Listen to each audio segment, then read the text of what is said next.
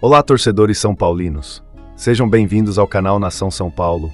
Se inscrevam para nos apoiar e para não perder nenhuma atualização do São Paulo, o maior clube do Brasil. Se inscreveu? Então agora sim, vamos à notícia. Brizolinha, traga as informações do São Paulo, por favor, meu querido.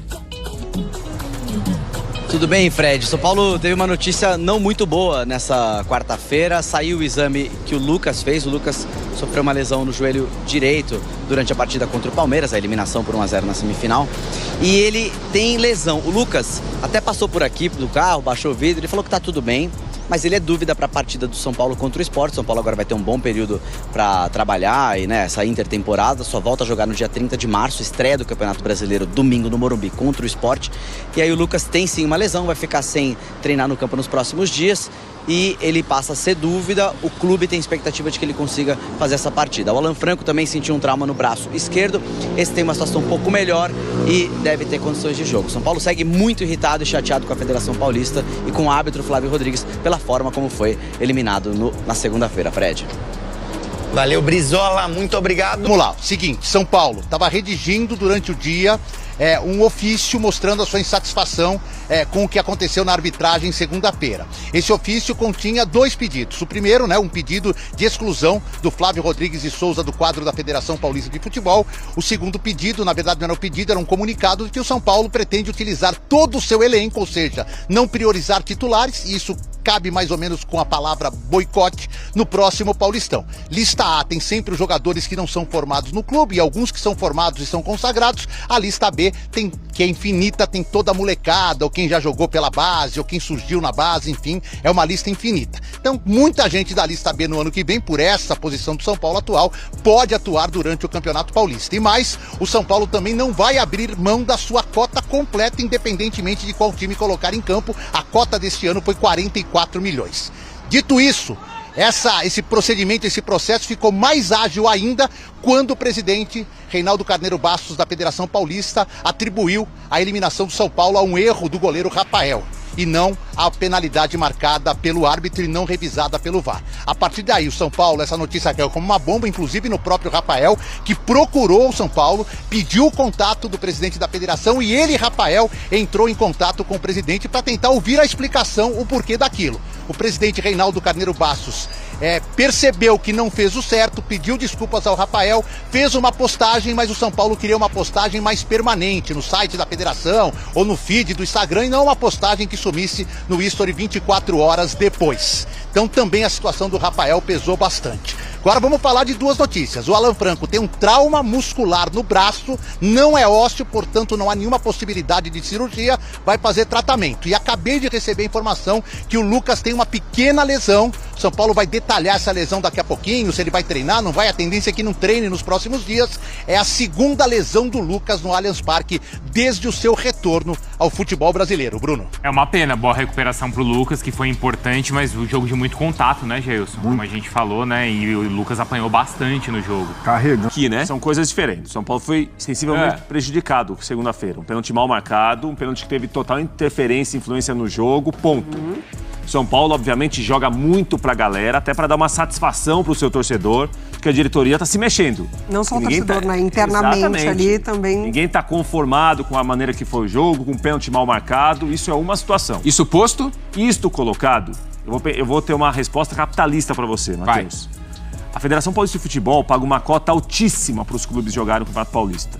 Porque um dos motivos, às vezes, para uma federação valorizar o próprio estadual é o quanto ela paga, o quanto é rentável jogar o torneio. São Paulo tem com a Federação Paulista, até que se prove o contrário, uma relação muito boa. Muito boa. Então, acho que nesse primeiro momento, o São Paulo está fazendo um barulho para jogar para a sua própria torcida, para a galera, na seguinte situação. Nós fomos prejudicados pela uma arbitragem que errou grosseiramente contra o Palmeiras e agora estamos cogitando, entre aspas, tirar o time de campo no Paulista, boicotar o campeonato, pedir a exclusão eterna do Flávio Rodrigues de Souza para jogos do São Paulo. Ok, como barulho, como satisfação para a torcida, tá aí, isso aí tá tudo colocado. Agora, na prática, a coisa não é tão simples assim. Há uma cota muito alta paga aos clubes, os clubes sabem disso, os clubes também por isso valorizam o Campeonato Paulista. Vamos devagar. Por enquanto tá tudo muito no calor da reclamação, todo mundo tendo que dar uma resposta para mostrar que aqui tem comando. Eu não embarco muito nessa, não, a médio e longo prazo. E essa história de pedir exclusão de árbitro é um precedente... Muitos já pediram. Perigoso. E geralmente há um aberto. sucesso, né, Matheus, a curto prazo. O São Paulo não pode pleitear com o Flávio Rodrigues de Souza nunca mais apite jogos do São Paulo. Talvez o Flávio Rodrigues de Souza, nos próximos meses, não apite jogos do São Paulo. Do Brasileiro, se tivesse jogo no Paulista para o São Paulo disputar, mas nunca mais apitar um jogo do São Paulo... Também pedir, por exemplo, uma exclusão geral da federação. Acho que isso não existe também. Para mim, boicotar é não participar, tá? Para mim, o boicote é isso. Quando a gente vê isso acontecendo em, enfim, manifestação, a maneira como é colocado o assunto, para mim, boicotar é não participar. Você boicotar colocando o seu time sub-20 ou colocando jogadores reservas, enfim, qual seja a estratégia, para mim é você desvalorizar o próprio produto. Então assim, eu não ligo pra esse campeonato, vou colocar essa galera que tá aqui. Não, essa galera que tá aqui é a sua equipe sub-20 que provavelmente pode alimentar o seu principal.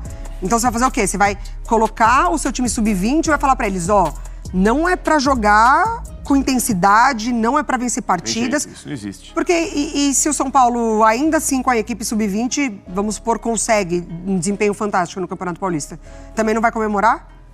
Então, assim, o caminho que o São Paulo toma, pra mim, nesse sentido, tô com o Prats, pra mim não vai acontecer. Eu acho muito difícil, a gente já ouviu muitas vezes essas promessas, essas reclamações de, não, vamos boicotar, vou pedir exclusão, E, de fato, não acontece. A gente tá há 1 ano até o campeonato, muita coisa pode acontecer, mas pra mim, boicotar é não participar. É tirar ali todo mundo de campo e falar... A partir de agora a gente não participa mais porque a gente não concorda. Porque a gente se sentiu prejudicado. Sentimos prejudicados, porque daí se prejudica o sub-20 no próximo é sub-17. Pode acontecer do goleiro do sub-20, do zagueiro do sub-20 cometer um pênalti. Cometer um pênalti, a arbitragem provavelmente pro ano que vem não vai mudar tanto, porque a gente sabe como é, né? O tratamento com a arbitragem é completamente exposta, ninguém liga de fato, tem ali um comando para mudar a situação dos árbitros e da arbitragem brasileira. Então, assim, boicote para mim é não participar. Participar com o sub-20, para mim, você joga contra o seu produto. Primeiro que o regulamento não permite isso. O regulamento tem aquelas listas de inscrição. Então, se quiser fazer isso, não vai poder participar, porque é contra o regulamento. Respondendo à pergunta do Prats, eu não acredito, porque já vi esse filme. Nós já vimos esse filme. Sociedade Esportiva Palmeiras, que é a favorecida desse momento, se sentiu prejudicada na final do Paulista de 2018, quando teve um pênalti marcado a seu favor na decisão e o árbitro volta atrás por interferência externa. Aquilo foi o marco zero do VAR, um VAR informal. E aí veio aquela história do Palmeiras chamar de Paulistinha, o Palmeiras também ameaçou boicotar. E essa é uma amostra, né? O prejudicado daquela vez ser o beneficiado de agora. Isso é uma amostra que o problema é estrutural, ele não é conjuntural. O problema não é o Flávio Rodrigues. O problema é toda a estrutura que envolve como a gente encara a arbitragem, que a última coisa que não é profissional no futebol é a arbitragem. Só a arbitragem não é profissionalizada, embora nas camisas do árbitro tenha patrocínio, chamado de árbitro, mas não há uma reciclagem de árbitros. Então, em relação a condenar o Flávio eternamente, a não apitar nada, tem que reciclar, tem que entender por que esses erros acontecem. Tem que entender por que o VAR, na minha opinião, o VAR foi mais culpado que o próprio árbitro, nesse caso. Aquele áudio que a gente ouviu é vergonhoso. O VAR acha que foi pênalti mais do que o árbitro. Então, em vez de salvar o árbitro, acho que o Flávio foi até uma vítima nessa história. Se o VAR fosse efetivamente VAR, ele teria uma chance de corrigir um erro que ele cometeu ali na hora. Então a gente tem que pensar em termos estruturais, a gente tem que mudar a estrutura do futebol, tem que parar com essa história de o prejudicado de hoje ser o favorecido de amanhã e só gritar quando o vento bate de lá para cá. Há esse questionamento hoje? Eu não sei, estou fazendo uma pergunta, se vocês não souberem, tudo bem, acho que nosso objetivo aqui também é tentar entender, e é até um dever nosso entender o que acontece. Há um questionamento quanto à decisão dele por parte da federação ou de quem é que comande esse departamento de arbitragem na federação? Sei lá, terça é descanso. Quarta-feira o Flávio precisa se reapresentar lá. Não sei se eles precisam se reapresentar também, porque eles não são contratados, né? Sim. Mas sei lá, ó, quarta-feira é um dia que a gente se reúne. Todo O árbitro... departamento com o Flávio, você tá dizendo? Da comissão de arbitragem com Flávio, o Flávio. reunião na federação. Acho que todos os lances são discutidos, É Matheus. 4 horas. Flávio, Todos os lances são depois da reunião, você discutidos. consegue ficar meia horinha aqui, que a gente precisa bater um papo? Agora, tem de ver se a nossa interpretação foi a mesma de quem comanda a arbitragem.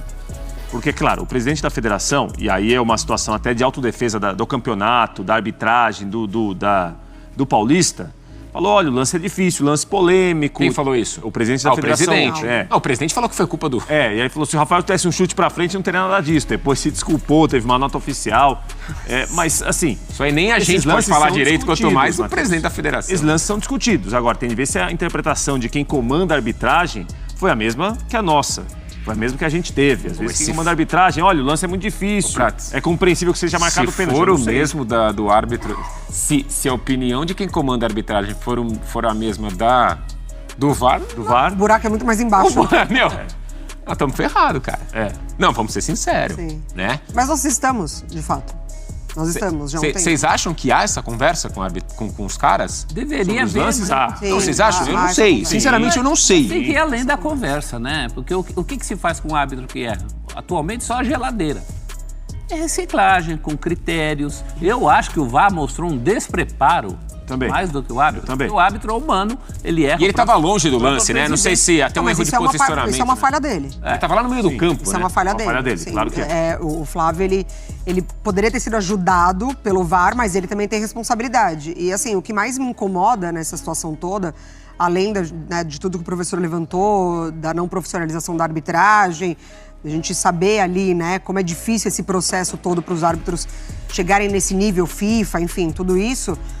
É de fato, tá muito claro, principalmente com esse lance do VAR, que a gente teve acesso às imagens e aos áudios, a necessidade da decisão rápida. Então, assim, esses árbitros e todo o sistema, eles estão expostos há muito tempo. Pressionados. Então, pressionados. Ou é muito demorado e precisa da agilidade, o VAR precisa de rápido, ou então dá pra ver ali que eles trabalham no limite mesmo. E nesse caso, foi essa pressa da resposta. Talvez por isso essa convicção também Essa convicção. Então você não vê essa análise de... Vamos observar o atacante. Como que o atacante se posiciona? Porque assim, o VAR ele é simplesmente direcionado, nesse caso, para a perna do Arboleda. Só. Eles viram aquele aquele calço e eles travaram naquele calço do pé esquerdo do Arboleda que... Começo e o fim não teve. Esse meio teve. Exato. A imagem do Arboleda então, assim, com a perna esticada. Eu entendi eu concordo. Eu entendi muito o que a Mari quis dizer. Eles estão tão condicionados a uma decisão, a ver rápido, a tomar uma... Teve pancada, não teve pancada, o choque... Eles viram o calço e eles falaram, somos um gênio. Isso. Com todo respeito, assim, né? Achamos, é isso, Isso. Só que eles não conseguiram isso ver é o lance. imperdoável. A Renata falou aqui, e é por isso que eu acho que falta... Prof, mas não é culpa... não é uma culpa que... Todo mundo... como que eu posso dizer assim? Isso é gerado por esse estresse que causa um estresse, que gera um estresse. Você entendeu? Eu não concordo. Falta o mínimo para essa gente. Falta didática. Não é possível que a gente tenha que ensinar para quem está no VAR que ele não pode se limitar ao choque, como eu lá em casa. Lá em casa eu posso comentar com o meu filho. Agora o cara está lá no VAR. Não é possível que ele não veja que o atacante está indo e o zagueiro está saindo. Isso é o básico. Né? É o mínimo que você precisa saber para estar lá. Assim como o árbitro, o mínimo que ele precisa saber é que ele não pode estar longe. Olha aí, eles pausam a imagem. Nessa imagem aí. Meu Deus. Então, mas tá faltando o básico para essa gente, tá faltando o beabá. Então tem que ter beabá. É por isso que eu falo que é estrutural. É tudo muito jogado. Mas é exatamente sem condição de estar. Porque assim, a gente também não vai tirar a responsabilidade do erro humano ali. Claro. O erro de execução de quem está no VAR. Ponto final. Assim como se a gente erra aqui, erro. Tudo bem. Mas quando a gente amplia a lupa, isso acontece toda a rodada do Campeonato Brasileiro. Então, assim, será que só existe gente despreparada e ruim que não sabe trabalhar com VAR e nem apitar em campo? Não tem. Tem árbitros bons. Deram um cartão no final da Supercopa Feminina. Cartão pra menina do Corinthians. Exatamente. Pra jogadora do Corinthians. E o VAR do Peteleco? Que nem encostou. Não encostou. O VAR do Peteleco. Então, tá faltando... Puxão de cabelo no jogo do Corinthians e não pode? Tá faltando uma didática, uma prática disso, um modus operandi que todo mundo concorde, o mínimo. Estão faltando coisas básicas. É por isso que eu falo que é estrutural. Você tem que reformar a arbitragem, o jeito que você trabalha com a arbitragem, profissionalizando isso para diminuir a possibilidade de erro. E quando o erro acontece, a gente simplesmente fala em afastar o cara, como se o cara fosse o único burro do mundo. Não é isso. Não é isso. A prática está errada. Tem gente no VAR, várias pessoas no VAR. Não apareceu um cara para dizer que o Arboleda estava tirando a perna em vez de colocar? Não apareceu um. Várias pessoas ali, meu Deus. A Mari matou, eles estão tão condicionados, cara. Mas eles não têm o direito de. Sim. Quando eu dou aula, eu não tenho direito de estar condicionado a nada. Você, quando narra, você não pode estar condicionado só ao monitor ou só ao campo. Você tem que ser holístico. Você tem que perceber tudo o que está acontecendo. Meio um passinho acima, assim, né? Meio olhando São coisas básicas, meu Deus do céu. O mundo viu que o Arboleda estava tentando evitar e ninguém toca nesse assunto. Porque esse pênalti, ele é muito mais fácil. Ele é muito mais fácil de ser marcado no campo. De fato ali, né? Sim. No lance mesmo, a maneira como o Vitor Roque faz de propósito ali, faz acontecer a jogada, mas o VAR não pode. No VAR, claramente, você vê que o Arboleda estabelece a posição ali, sei lá, um segundo, quase 2 segundos antes do Vitor Roque encostar no campo. Beleza, tô com a Mari, ele estava longe, marca o pênalti. Mas é isso, eu acho que a gente está falando a mesma coisa. Sim. Aliás, a gente fala a mesma coisa, o prof está nessa já há muitos anos, né, prof, com todo respeito, já de arbitragem. Fizemos juntos um trabalho de curso aqui há 9 anos, 8 anos, sobre arbitragem. Já era só sobre isso.